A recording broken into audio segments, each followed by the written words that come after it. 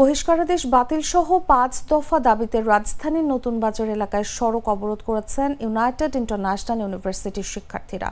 শনিবার সকাল ৮টা থেকে মূল সড়কে অবস্থান নিলে নতুন বাজার গুলশান বনশ্রী সংযোগ সড়কে যান চলাচল বন্ধ হয়ে যায়। শিক্ষার্থীদের দাবি, বিশ্ববিদ্যালয়ের বহিষ্কৃত শিক্ষার্থীদের বহিষ্কার নিঃশর্তভাবে প্রত্যাহার করতে হবে এবং তাদের ক্ষতিপূরণ দিতে হবে।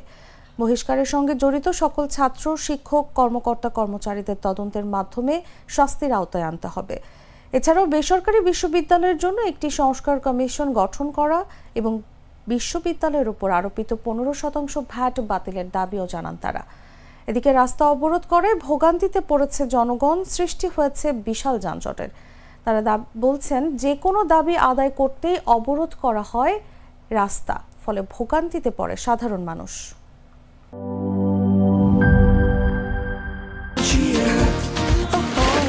চিল হবে রিফ্রেশিং মুডে। চিয়ার আপ, চলো উড়াই খুশি।